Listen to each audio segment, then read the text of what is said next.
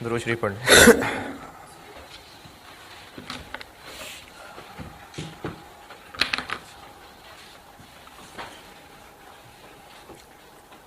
मार्च 2016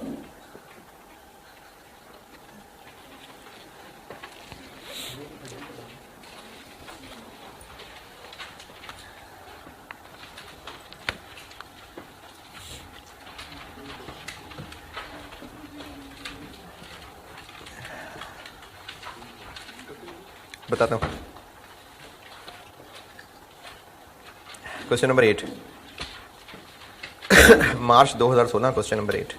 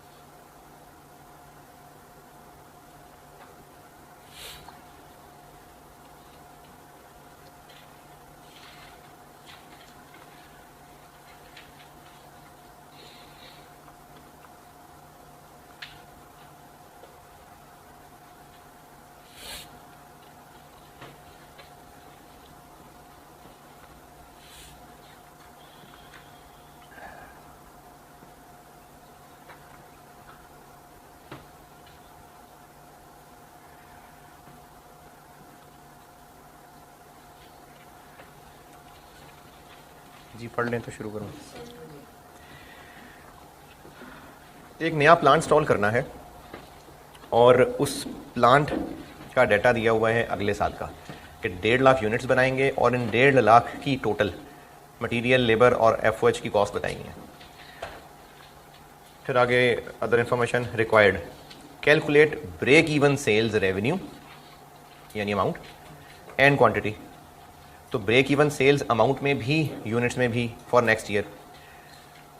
अगर C S ratio, contribution margin मतलब C S ratio 40%।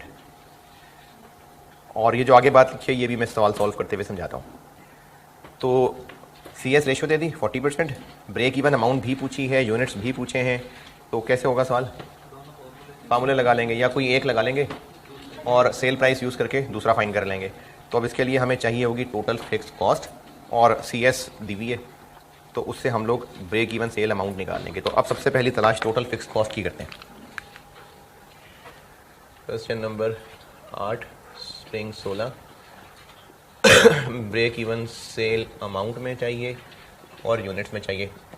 Amount निकाल लेते हैं, बाद में उसको यूनिट्स में कर लेंगे। Total fix cost divided by C S ratio. तो टोटल फिक्स कॉस्ट नहीं पता, ढूंढ लेते हैं जी।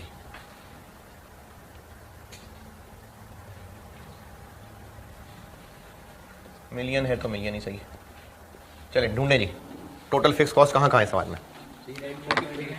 Point number 1, factory premises would be acquired on a rent at 1.8 per annum. Fixed है, रेंट आ गया 1.8। और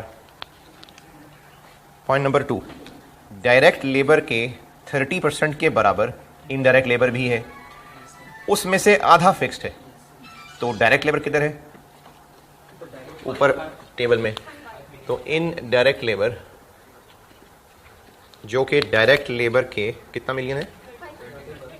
नहीं, कितने मिलियन? 30 million, 5 million. इसके 30% का 50%।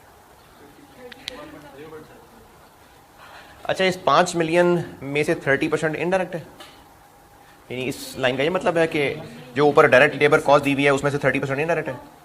वो तो डायरेक्ट ही है, उसके 30% जो अमाउंट आती है उतनी ही अमाउंट इनडायरेक्ट की भी है, और उसमें से आधी फिर फिक्स्ड है, 0.75।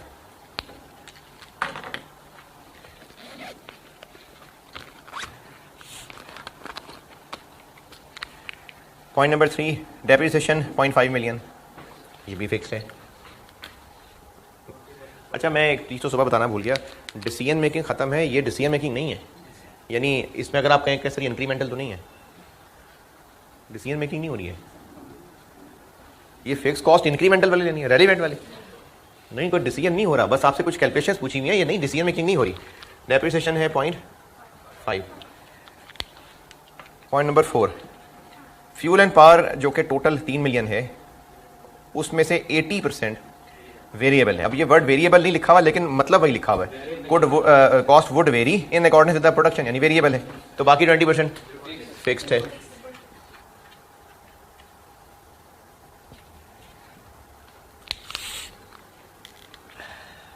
$3 मिलियन का 20%, 0.6। All remaining production overheads are variable, यानी फिक्स प्रोडक्शन ओवरहेड्स बस यही थे, क्योंकि उसने कहा ऑल रिमेनिंग, तो बस फिर फिक्स्ड यही थे। एडमिन सेलिंग में भी फिक्स्ड होंगे या बस FOH वाले ही फिक्स्ड होते हैं? एडमिन सेलिंग भी होंगे, उन पे भी आ जाते हैं। अच्छा, अभी सवाल में तो मुझे चूंकि पता है इसलिए मैं कह रहा हूँ, लेकिन फिर भी आप आदत रख लें कि बेशक हम फिक्स्ड निकाल रहे हैं, लेकिन प्रोडक्शन वाले फिक्स्ड अलग सब टोटल कर लें। अभी तो मुझे पता है मुझे इसकी ज़रूरत है, लेकिन आपको कैसे पता? तो इसलिए प्रोडक्शन वाले फिक्स को ज़रूर इकट्ठे कर लिया करें। 3.65। चलें आगे चलते हैं, और क्या क्या फिक्स्ड है। पॉइंट नंबर 1, 2 लोग रखेंगे मंथली सैलरी पे और उनको 2% कमीशन भी देंगे। 2% ऑफ सेल्स, तो ये फिक्स्ड है नहीं, तो इसलिए सिर्फ 25,000 जो है ये फिक्स्ड है। तो सेल्स वालों की सैलरी,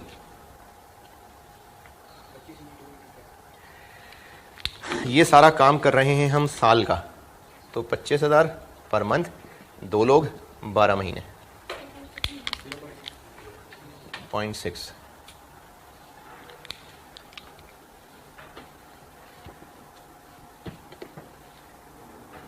हायरिंग यानी किराए पे लेंगे एक delivery van, 70,000 per month, fixed variable fixed. तो वैन का किराया 70,000 पर मंथ, 0.84।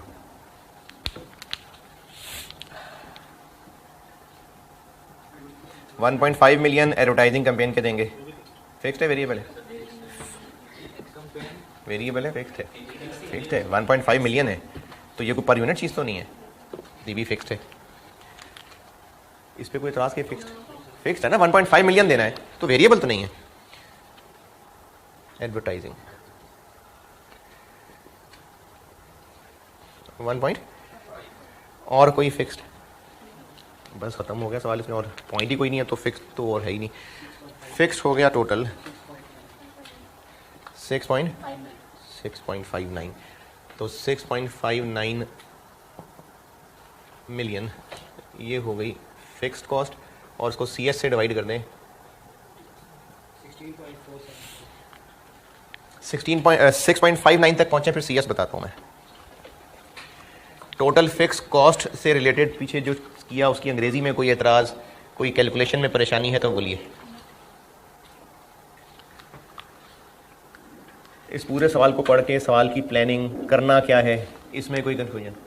सीधा सीधा ब्रेक इवन निकालना है, चीज़ें पूरी करनी है बस। यहां तक ओके? CS रेशो कितनी है? ये धोखा है, ये 40% नहीं है, 38 भी नहीं है। इसको डायरेक्टली एक फार्मूले से भी कर सकते हैं, लेकिन इसको मैं आपको एक रिलेशनशिप की शक्ल में बना के दे रहा हूं, क्योंकि ये ना एक से ज्यादा दफा टेस्ट हुआ है पॉइंट, इसलिए इसको ध्यान से समझ लें, फिर रिपीट भी हो सकता है।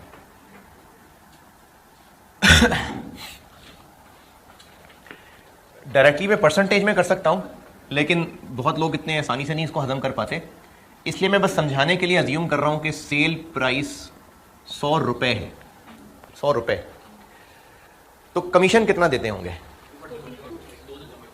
सेल स्टाफ को ना 2% कमीशन देते हैं, तो 2 रुपए देते होंगे कमीशन। एक लाइन छोड़िए मैंने, इसके अलावा और भी वेरिएबल खर्चे होंगे, जिसमें प्रोडक्शन के खर्चे होंगे, और भी हो सकता है कोई वेरिएबल, अदर कह देता हूं मैं उसको।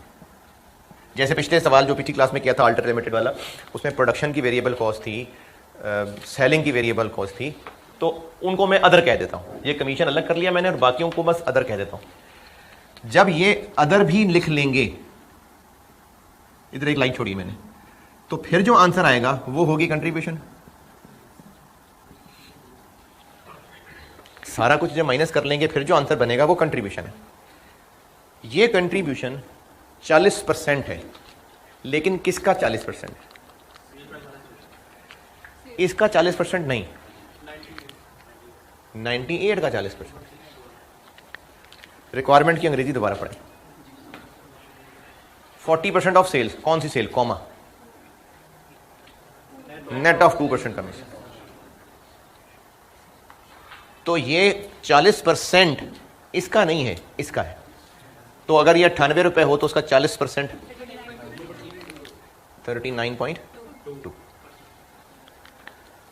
अगर ये 100 रुपए थी प्राइस, तो ये 2 रुपए कमीशन थी, नेट 98 रुपए। इस नेट ऑफ कमीशन का 40% लेंगे तो ये इतना बनेगा, यानी 39.2 रुपए कंट्रीब्यूशन है। और अगर इसको ऐसे कह दूं मैं, तो ये जो परसेंटेज होती है वो सेल प्राइस का ही परसेंटेज होती है।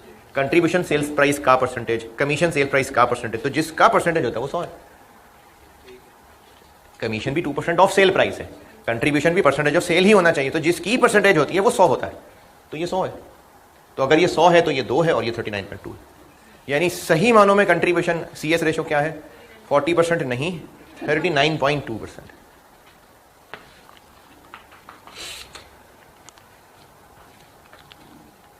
ये बीच वाले भी खाली लग रहा है, ब्रैकेट को पूरा कर दें। इसमें से क्या माइनस करूं किया है? तो सही में CS रेशो ये है, 40 नहीं है। तो 0.392 से डिवाइड कर दें, तो ब्रेक इवन सेल 16.81 मिलियन, ये रुपीज आ गए।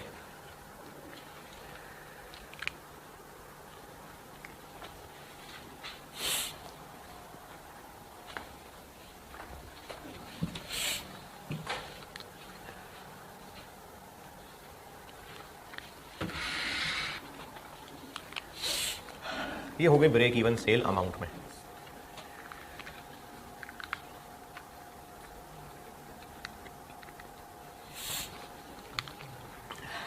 अब चाहिए ब्रेक इवन सेल यूनिट्स में।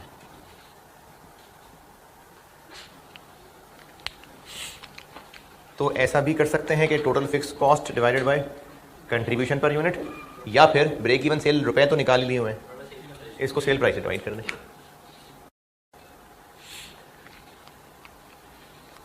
तो सेल प्राइस तो है ही नहीं, है जी, सेल प्राइस तो है ही नहीं।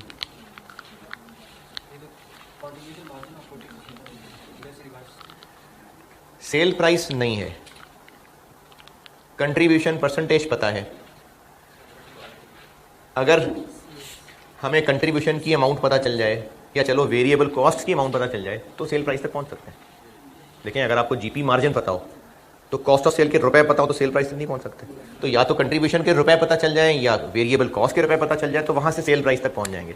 सवाल में कहां पर ऐसा हिंट है जिससे कंट्रीब्यूशन की अमाउंट जान सकें या वेरिएबल कॉस्ट की अमाउंट जान सकें? ऊपर टेबल में वेरिएबल कॉस्ट अवेलेबल है, और हैं भी वो 1.5 लाख यूनिट्स की, तो पर यूनिट जान सकते हैं हम। ठीक है, शाबाश। देखें, डायरेक्ट मटेरियल होती ही वेरिएबल कॉस्ट है, डायरेक्ट लेबर वेरिएबल होता है, ऊपर जो टोटल एफओएच दिए हुए फिक्स्ड निकाल दें उनमें से तो बाकी वेरिएबल रह जाएंगे। तो हमें पता है वेरिएबल कॉस्ट 1.5 लाख यूनिट्स की, तो पर यूनिट 1.5 लाख से डिवाइड कर दें तो हमारे पास पर यूनिट वेरिएबल कॉस्ट आ जाएगी, उससे हम पहुंच सकते हैं सेल प्राइस तक। ये रास्ता था। यहां तक दोबारा सुनिए, ब्रेक इवन निकालनी थी अमाउंट में, सीधा सीधा चल रहे हैं, फिक्स कॉस्ट ढूंढ ली, निकाल ली। सीएस रेशो धोखा था, बस धोखे को ठीक किया है। ये सीएस रेशो, ये तो स्ट्रेट चीज थी। सेल प्राइस पर यूनिट चाहिए यूनिट्स में अमाउंट निकाल, यूनिट्स की ब्रेक इवन निकालने के लिए। सेल प्राइस नहीं दी हुई पर यूनिट। अब उसके लिए हमें सीएस रेशो पता है, यानी कंट्रीब्यूशन मार्जिन परसेंटेज पता है, तो या तो कंट्रीब्यूशन पर यूनिट के रुपए पता चल जाए या वेरिएबल कॉस्ट के रुपए पता चल जाए, वहां से बना लेंगे सेल प्राइस। तो वेरिएबल के रुपए पता चल रहे हैं क्योंकि ऊपर टोटल कॉस्ट दी है, यूनिट्स दिए हुए, वहां से पर यूनिट कॉस्ट निकाल सकते हैं और फिर वहां से सेल प्राइस तक।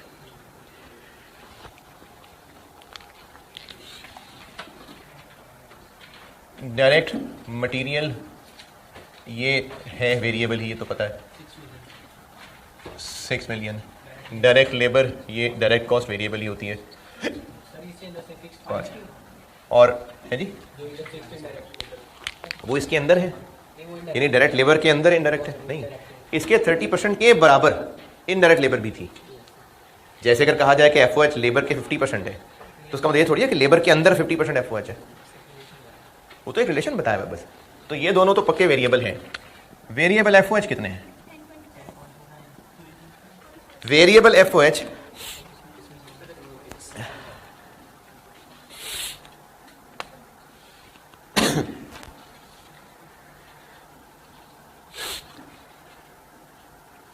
वेरिएबल एफओएच इस सवाल में एक ट्रिकी पॉइंट ये है कि जो स्टूडेंट इस चक्कर में पड़ेगा कि पॉइंट नंबर 2 इनडायरेक्ट लेबर में से आधे फिक्स्ड हैं तो आधे वेरिएबल हैं, पॉइंट नंबर 3 ये तो फिक्स्ड है, पॉइंट नंबर 4 इस फ्यूल में से 80% यानी वो वेरिएबल चुन चुन के निकालना शुरू करेगा। तो बस दो ही पता है और पता ही नहीं है। देखें, वेरिएबल एफओएच आपके पास सिर्फ पॉइंट 2 और पॉइंट 4 बस पता ही ये दो हैं। और भी होंगे, कैसे पता और भी होंगे? क्योंकि कह रहे हैं पॉइंट 5 में ऑल रिमेनिंग, तो और भी है वेरिएबल। अब आपको सिर्फ 2 का पता है तो सिर्फ उन 2 को तो इकट्ठा करके वेरिएबल नहीं कह सकते। जब उसने ये कह दिया कि ऑल रिमेनिंग, तो फिर पॉइंट 2 और पॉइंट 4 के अंदर जो हिंट मिल भी रहा है वो छोड़े, हमारे काम का ही नहीं रहा।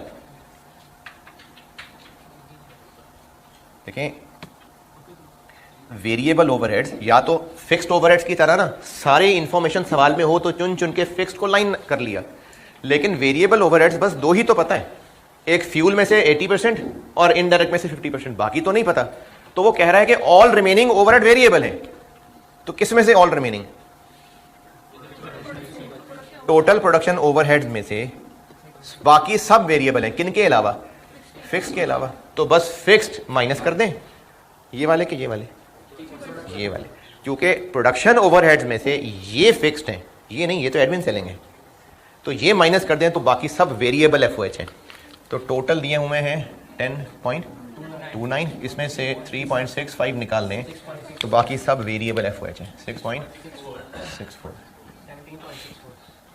तो 17.64 मिलियन रुपए ये 1.5 लाख यूनिट्स की वेरिएबल कॉस्ट है। तो यहां से अगर हम पर यूनिट निकाल लें 17.64 million divided by 1.5 lakh units, 7.6।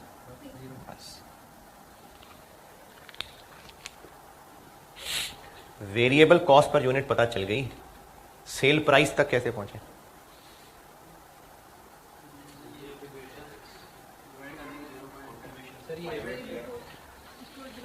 ये 117.6 रुपए इसमें से क्या है? ये है, क्योंकि कमीशन तो नहीं है इसके अंदर, ये कमीशन के अलावा वाली है ना। तो ये है अदर वेरिएबल कॉस्ट 58.8% है। तो सेल प्राइस क्या होगी? इससे डिवाइड कर दें, 117.6 divided by 58.8%।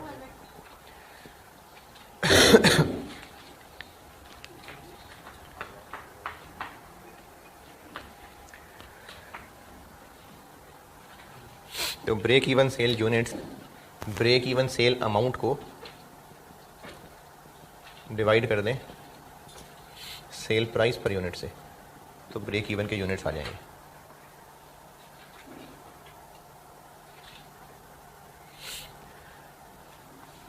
Break even sale units वाला फार्मूला डायरेक्ट लगाना है तो वो भी लगा सकते हैं, लेकिन अमाउंट निकाली हुई है, बस सेल प्राइस से डिवाइड कर दें तो ब्रेक इवन के यूनिट्स बन जाएंगे।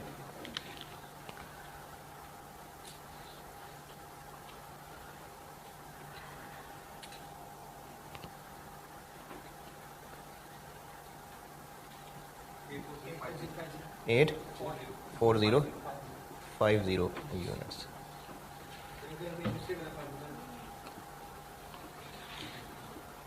कंट्रीब्यूशन पर यूनिट वाला निकाल लें।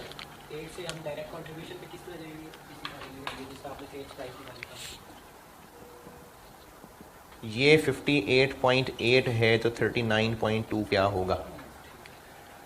इससे निकलेगी कंट्रीब्यूशन पर यूनिट।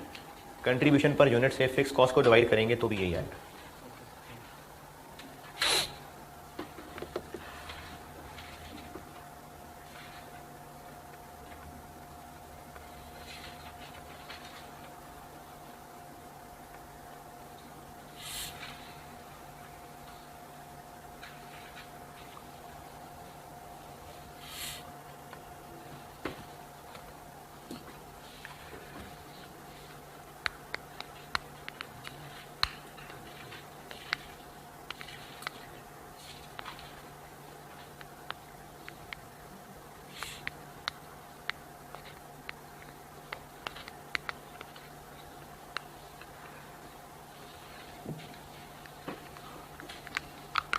ये मैंने शुरू में एक दफ़ा बात की थी कि सीपीपी में जाकर इसकी वजह बताऊंगा। कंट्रीब्यूशन को इसलिए भी कंट्रीब्यूशन कहते हैं कि बिजनेस अगर कुछ भी ना करे तो फिक्स कॉस्ट तो हो ही नहीं है, तो वो चीज़ें बेच के कमा रहा है, कंट्रीब्यूट कर रहा है टुवर्ड्स फिक्स कॉस्ट। तो चीज़ें बेच के क्या कमा रहा है? कंट्रीब्यूशन कमा रहा है। तो इस चीज़ को कंट्रीब्यूशन भी कहते हैं कि वो चीज़ें बेच के कंट्रीब्यूट कर रहा होता है टुवर्ड्स फिक्स कॉस्ट। तो कंट्रीब्यूशन होती है सेल में से वेरिएबल खर्चे माइनस।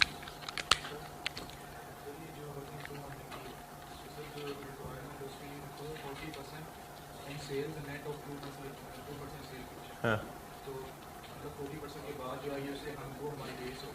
नहीं, सेल प्राइस जो 2% कमीशन माइनस करने के बाद बनेगी उसका 40% कंट्रीब्यूशन है। Sale price net of 2% commission, यानी ये इसका 40% कंट्रीब्यूशन है। 100 इसको रखना है,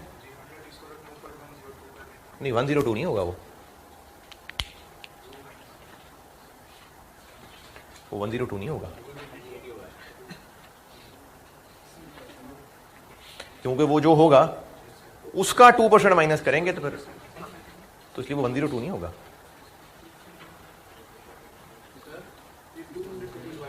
किसे करें? हाँ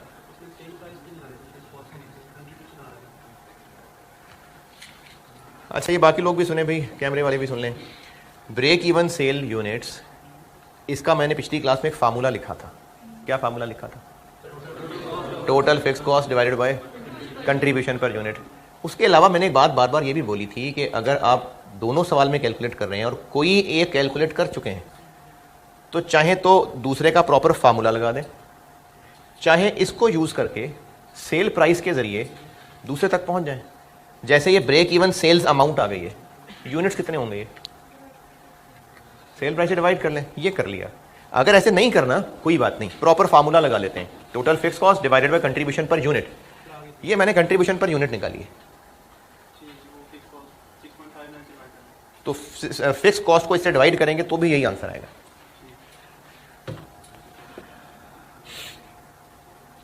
अच्छा, ब्रेक इवन की चलती रहेगी बाद में और प्रैक्टिस, क्योंकि मार्जिन ऑफ सेफ्टी के सवालों में भी फिर बार बार ब्रेक इवन आएगा, लेकिन बस अब यहां से आगे बढ़ते हैं। ब्रेक इवन एक फार्मूला है। मुश्किलें क्या होती हैं कि फिक्स कॉस्ट निकालना मुश्किल हो सकता है, कंट्रीब्यूशन यानी इसकी कैलकुलेशन की मुश्किलें हो सकती हैं। ब्रेक इवन यही है। ब्रेक इवन सेल में ही हूं, अब उसमें एक और सब टॉपिक लाता हूं, इसको नोट कर लें तो मैं अगली बात करता हूं।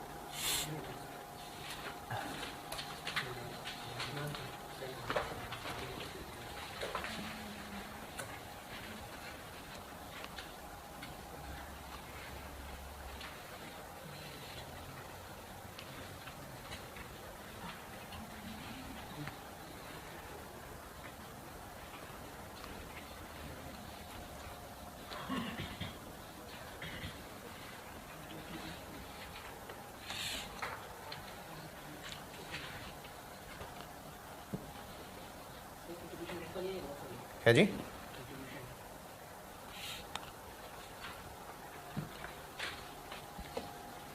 अच्छा, इस चैप्टर के सवालों में ना CVP, कॉस्ट वॉल्यूम प्रॉफिट, तो हम लोग कॉस्ट में सिर्फ प्रोडक्शन कॉस्ट ले रहे हैं अभी, ये 2-3 सवाल तो कर लिए, ये एडमिन सेलिंग भी ले रहे हैं, एडमिन सेलिंग भी ले रहे हैं। तो जो कंट्रीब्यूशन हम यहाँ यूज़ कर रहे हैं वो ग्रॉस कंट्रीब्यूशन है कि नेट कंट्रीब्यूशन?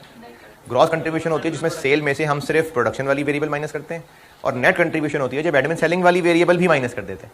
तो इस चैप्टर में हम जो कंट्रीब्यूशन ले रहे हैं वो नेट कंट्रीब्यूशन है, नेट कंट्रीब्यूशन ले रहे हैं जी। हाँ, मतलब हम नेट कंट्रीब्यूशन ही ले रहे हैं यहाँ पर। कॉस्ट भी यहाँ से बहुत सारी कॉस्ट है। ब्रेक इवन में ही हूँ अभी, उसमें एक सब टॉपिक ला रहा हूँ, मल्टीपल प्रोडक्ट्स ब्रेक इवन।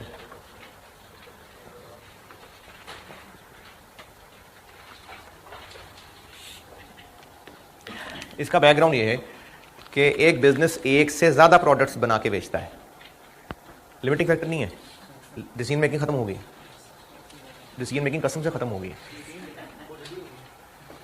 ये ब्रेक इवन है, इसका कॉन्टेक्स्ट ये है कि बिजनेस एक से ज्यादा प्रोडक्ट्स बनाता है, तो उन सब प्रोडक्ट्स ने मिल के बिजनेस के फिक्स खर्चे पूरे करने हैं या अपना अपना हिस्सा कोई फिक्स कॉस्ट का लेके पूरा कर दें। क्योंकि फिक्स कॉस्ट तो पूरी बिजनेस की होती है, वो तो वैसे कैलकुलेशन है कि उसको हम प्रोडक्ट्स में बांट लें तो बांट लें, रेंट तो पूरी फैक्ट्री का है। एक एक प्रोडक्ट की आधे आधे कमरे का तो रेंट नहीं है, रेंट तो पूरी फैक्ट्री बिल्डिंग का है। तो फिक्स खर्चे प्रोडक्ट वाइज होते नहीं है, वो तो हम जबरदस्ती प्रोडक्ट वाइज बांटते थे FOH वाले चैप्टर में, वरना तो वो पूरे बिजनेस के होते हैं। तो अगर एक बिजनेस मल्टीपल प्रोडक्ट्स बेचता है तो सब ने मिला के ही फिक्स कॉस्ट की तरफ खर्चा पूरा करना है। तो उनमें से कोई भी टीम बस अपने यूनिट्स बेच के आ जाए या सबकी जिम्मेदारी लगाई जाएगी? तो हर प्रोडक्ट की टीम को अपना अपना ब्रेक इवन बताया जाएगा।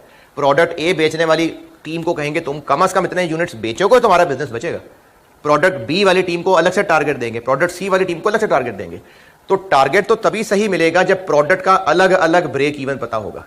लेकिन मसला यह है कि टोटल फिक्स कॉस्ट तो कंबाइन होती है, इसलिए multiple products break even sale 2 टुकड़ों में कैलकुलेट होगी। पहले कंबाइंड ब्रेक इवन निकालना पड़ेगा, फिर उस कंबाइंड ब्रेक इवन को प्रोडक्ट वाइज तोड़ना पड़ेगा। इसकी वजह दोबारा सुने, ब्रेक इवन सेल होती है जिसने टोटल फिक्स कॉस्ट पूरी कर देनी है, यानी जो बस इतना कमा दे कि टोटल फिक्स कॉस्ट पूरी हो जाए, वो ब्रेक इवन सेल है। तो टोटल फिक्स कॉस्ट पूरे बिजनेस की है या हर प्रोडक्ट की अलग अलग होगी? पूरे बिजनेस की है। फिक्स कॉस्ट पूरे बिजनेस की है कंबाइंड, तो ब्रेक इवन सेल भी पूरे बिजनेस की कंबाइंड ही निकल सकती है। तो ठीक है, कंबाइंड निकलेगी, लेकिन हर प्रोडक्ट की सेल टीम अलग है तो उसके टारगेट भी अलग अलग होंगे। तो एक कंबाइंड ब्रेक इवन सेल से काम चलेगा नहीं, इसलिए फिर उस अगले स्टेप में उस कंबाइंड ब्रेक इवन को प्रोडक्ट वाइज तोड़ना पड़ेगा। तो multiple products break even sale में 2 स्टेप्स में काम होगा। पहले कंबाइंड ब्रेक इवन निकलेगा, फिर वो कंबाइंड ब्रेक इवन प्रोडक्ट्स में टूटेगा।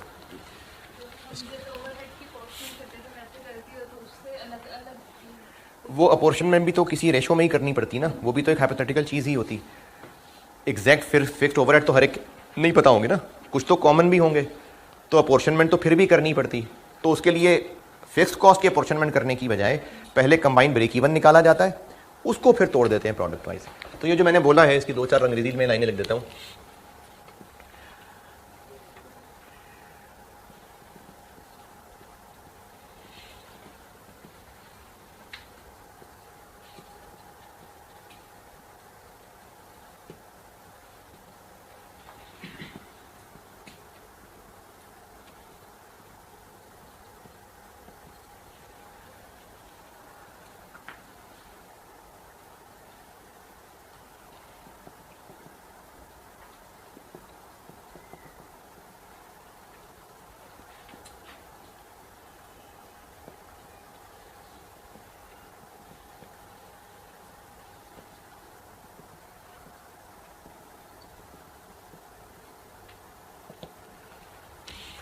टोटल फिक्स कॉस्ट नॉर्मली चूंकि पूरे बिजनेस की एज अ होल होती हैं, और अगर आपको लग रहा है कि नहीं प्रोडक्ट वाइज हो सकती हैं फिक्स कॉस्ट, चलो फैक्ट्री की फिक्स कॉस्ट हो सकती हैं, हेड ऑफिस का रेंट थोड़ी फिर प्रोडक्ट वाइज होगा।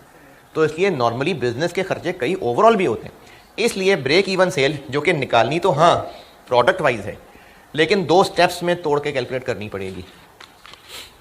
पहला काम ये होगा,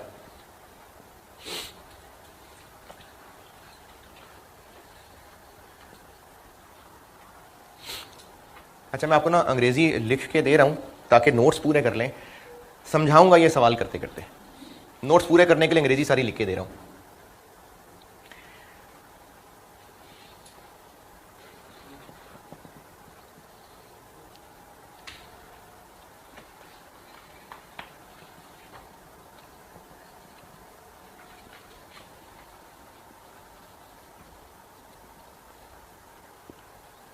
पहले हम लोग टोटल फिक्स्ड कॉस्ट को यूज करके कंबाइंड ब्रेक इवन सेल निकालेंगे।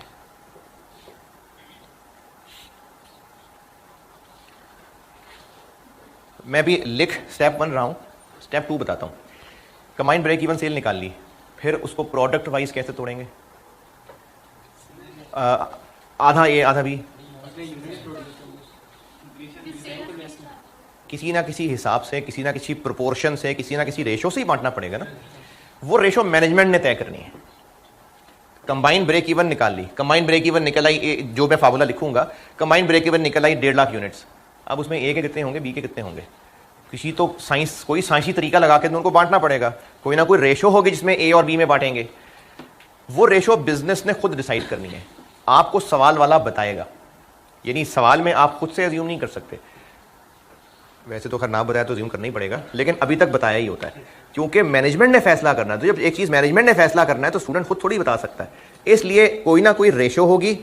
फिर बता रहा हूं, मैं आपको स्टेप 2 बोल रहा हूं, पहले लिखूंगा स्टेप 1, बोल पहले स्टेप 2 रहा हूं कि एक बार कंबाइंड ब्रेक इवन जब निकल आएगी, फर्ज किया 1.5 लाख यूनिट्स, तो उसको प्रोडक्ट ए बी सी में तोड़ना तो पड़ेगा।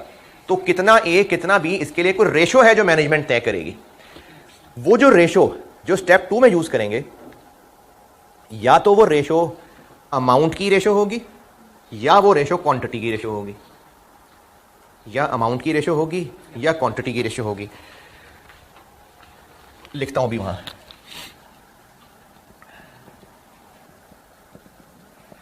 $3,000 $5,000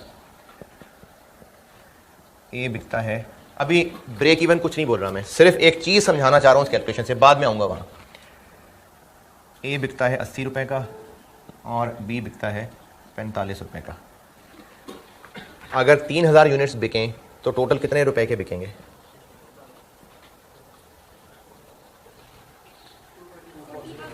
$240,000।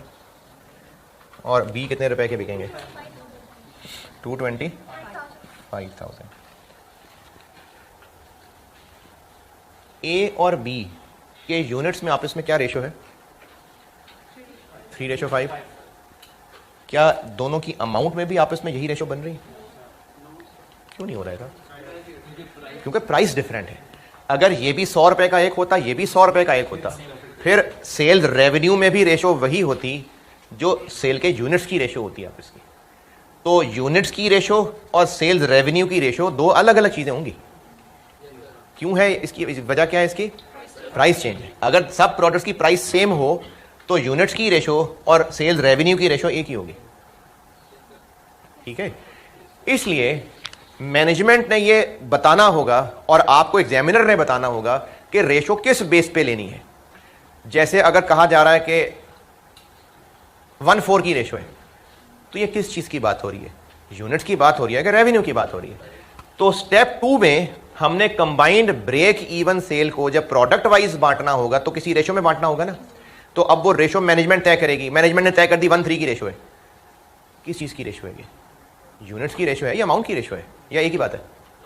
अलग बात है ना। बस ये बताना था इस मिसाल से कि ये अलग अलग बात है।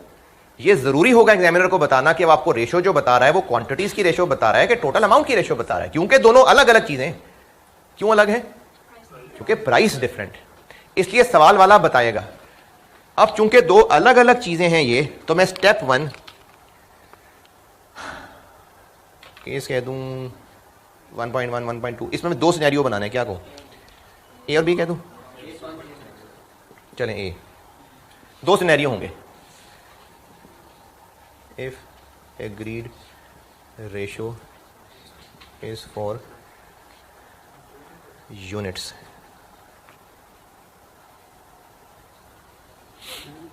है अगर रेशो जो मैनेजमेंट ने तय करनी है, जो स्टेप 2 में यूज करनी है, अगर वो यूनिट्स की रेशो है तो कंबाइंड ब्रेक इवन कैसे निकलेगा, और अगर स्टेप 2 में जो रेशो मैनेजमेंट ने यूज करनी है वो अमाउंट में होगी तो ब्रेक इवन कैसे निकलेगा।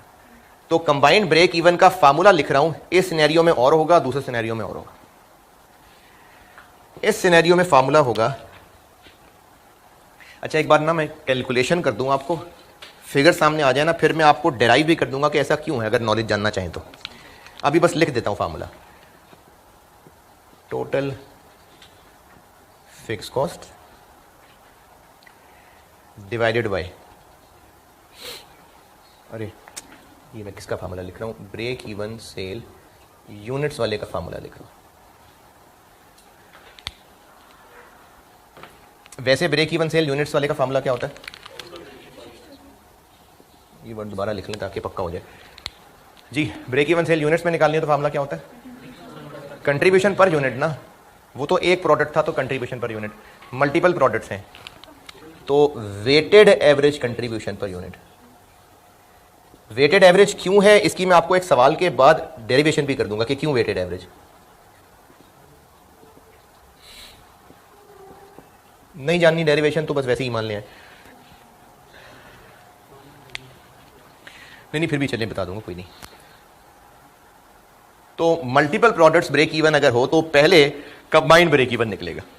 कंबाइंड ब्रेक इवन से मेरी मुराद ये है कि अगर combined break even sale 2.5 lakh units निकलती है तो उसका मतलब है कि सारे प्रोडक्ट्स मिला के टोटल 2.5 लाख यूनिट्स बिकेंगे, ये मुराद है कंबाइंड ब्रेक इवन सेल से। तो पहले कंबाइंड ब्रेक इवन निकलेगी।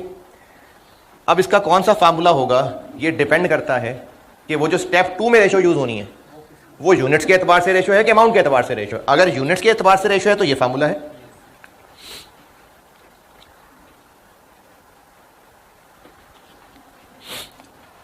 ये मैं सिर्फ ये बता रहा था कि यूनिट्स की रेशो और अमाउंट की रेशो दो अलग अलग चीजें होती हैं। अगर ये कोई काम की बात लगे कहीं कोने नुक्कड़ में इसको लिखना हो तो लिख लें, इस बात को मर्जी है, अगर लिखना हो कहीं अलग से लिखिएगा, इस टॉपिक में बीच में ना मिक्स कर दीजिएगा। इस डेटा से मैंने फिर ये साबित कराना था कि यूनिट्स की रेशो और टोटल रेवेन्यू की रेशो दो अलग अलग चीजें होती हैं क्योंकि प्राइस फर्क होती है।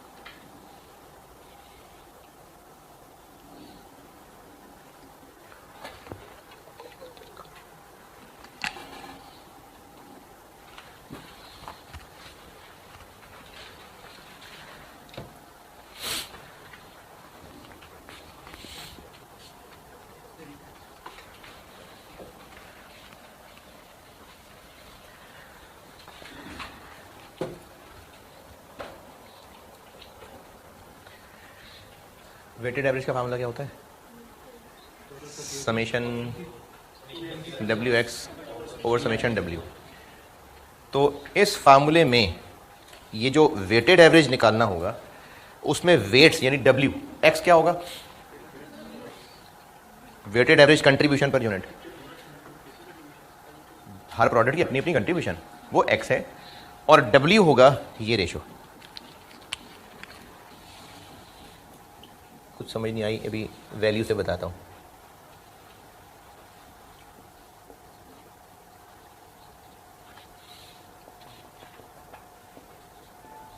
सीपीयू ओके,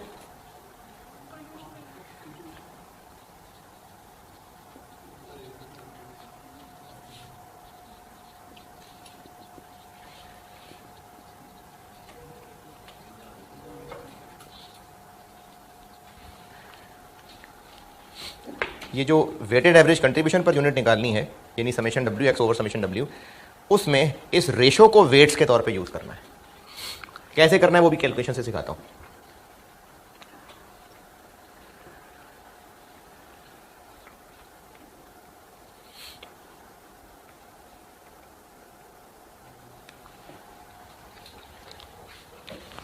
और B if agreed ratio is for sales revenue. Revenue यानी अमाउंट ना, रेवेन्यू अमाउंट के लिए यूज होता है, सेल रेवेन्यू मतलब amount of revenue.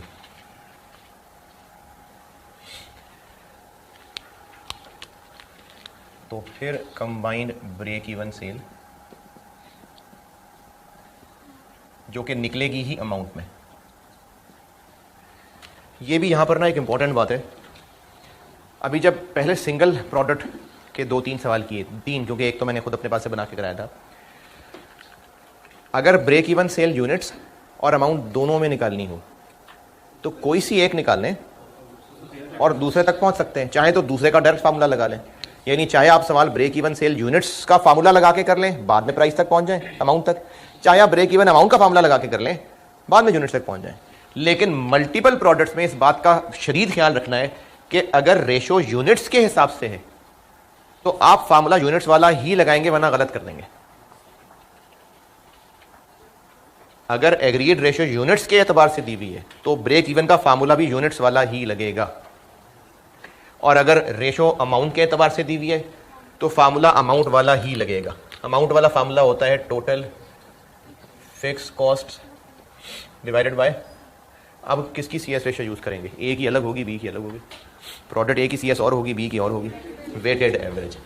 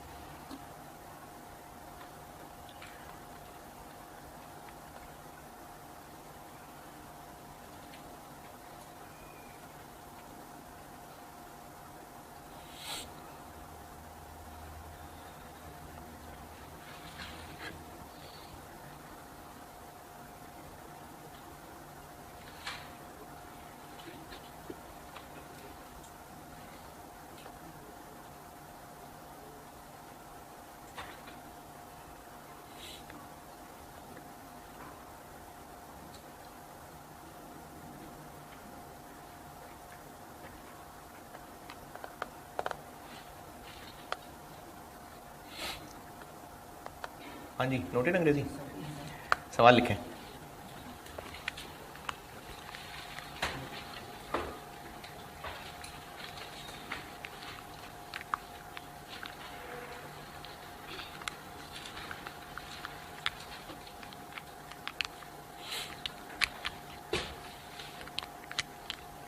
Product wise budgeted sales,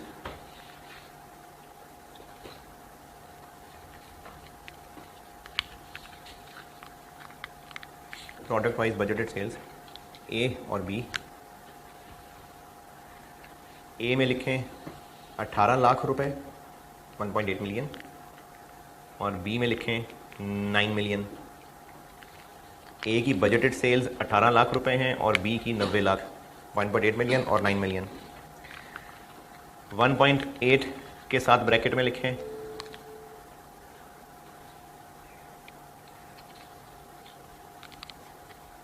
30 रुपए पर यूनिट, ₹30 पर यूनिट, और 9 मिलियन के साथ ब्रैकेट में लिखें ₹50 पर यूनिट।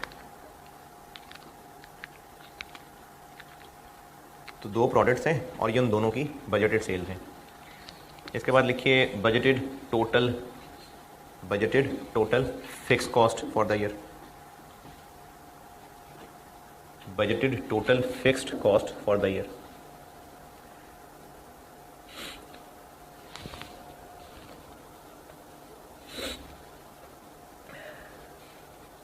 $420,000, 4,20,000 रुपये।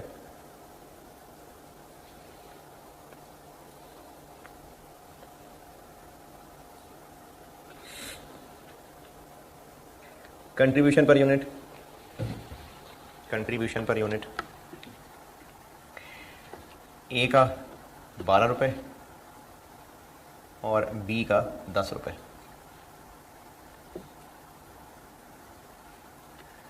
मुझसे रिक्वायर्ड है ब्रेक इवन सेल यूनिट्स में भी, अमाउंट में भी,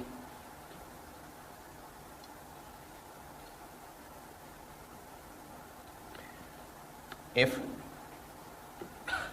management wishes to maintain the ratio of quantities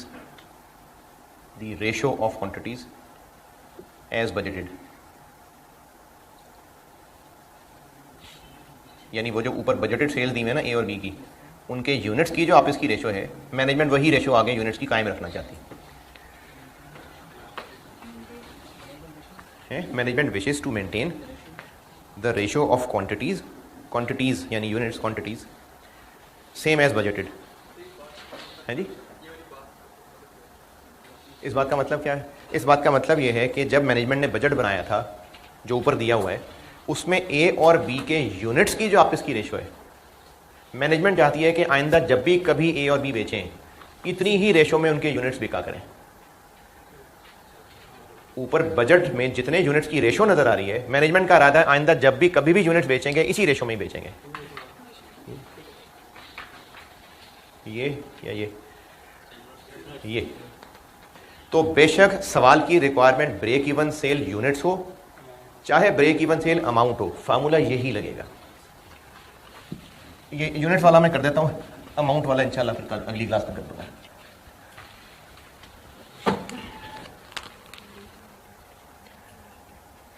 weighted average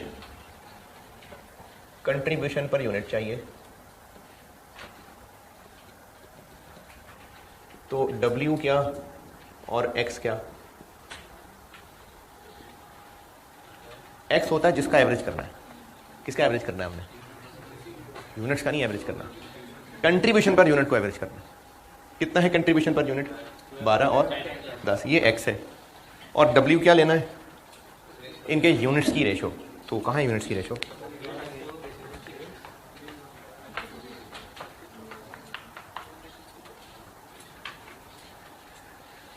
अच्छा, अब अगर किसी कमज़ोर दिल इंसान को ये फिक्र पड़े कि रेशो तो मैंने बचपन में वो लेक्चर ही छोड़ दिया था, मुझे तो रेशो निकालनी नहीं आती, तो कोई मसला नहीं है। रेशो आपने तो निकालनी ही नहीं है, आपने तो कैलकुलेटर को बताना है।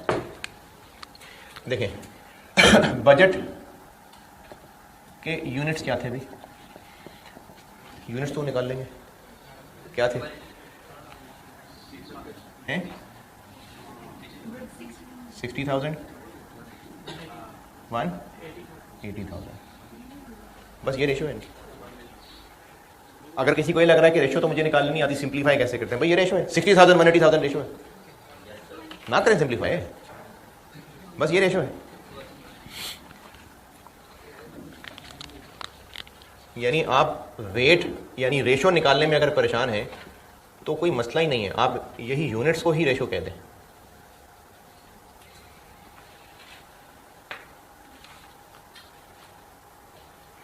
तो summation W X over summation W क्या करें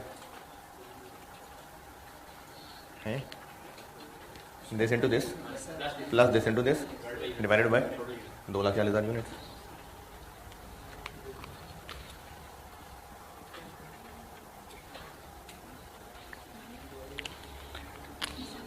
ये W है ना, तो समेशन W इनका टोटल और W X this into this plus क्या बन गया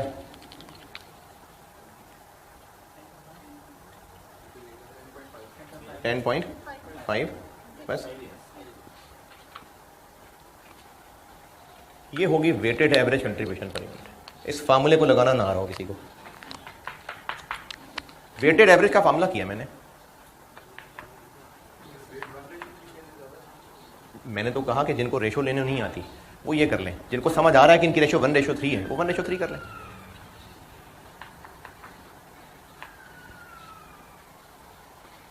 जिनको इनकी इजीली रेशो 1:3 पता चल रही है 1:3 यूज कर लें। जिनको नहीं पता चल रही थी उनके लिए मैंने कहा कि आप यूनिट्स ही लिख दें पूरे यहां पर। तो कंबाइंड ब्रेक इवन निकल आया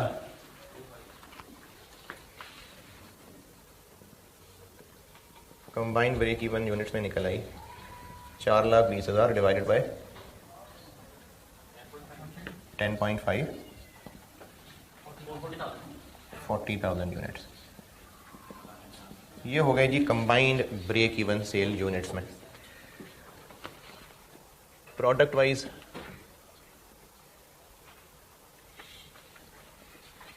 ब्रेक इवन यूनिट्स में ये कैसे निकालें जी? 40,000 को इसी रेशो में बांट दें। जिनको 1/4 समझ आता है 1/4 है ना 1:3। जिनको 1:3 समझ आता है वो 1/4 और 3/4 कर लें, और जिनको नहीं समझ आता 40,000 को इस रेशो में बांटना है। 10,000 यूनिट और 30,000 यूनिट। ये है product wise break even unit से। Weighted average contribution per unit निकलेगा, फिर उससे कंबाइंड ब्रेक इवन निकलेगी यूनिट्स में। फिर जिसको एज अ वेट यूज किया था उसी रेशो में इसको तोड़ देंगे तो वो product wise break even sale होगी। और पूछी मैंने एक तो यूनिट्स की सेल थी, ये यूनिट्स वाले का आंसर हो गया। और प्रोडक्ट वाइज अमाउंट की सेल कैसे निकालें?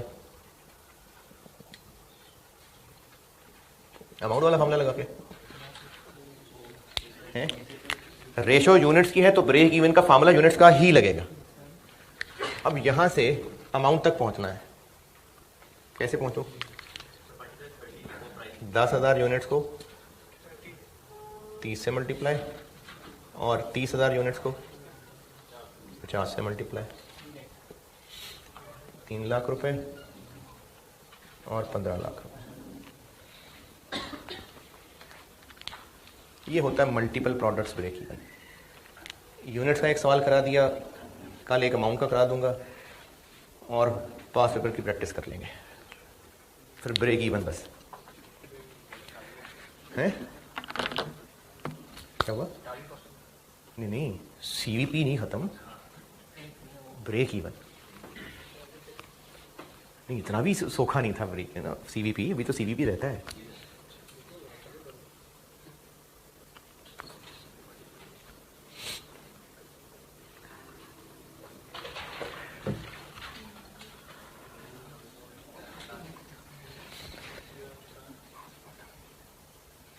ठीक है जी, अल्लाह हाफ़िज़।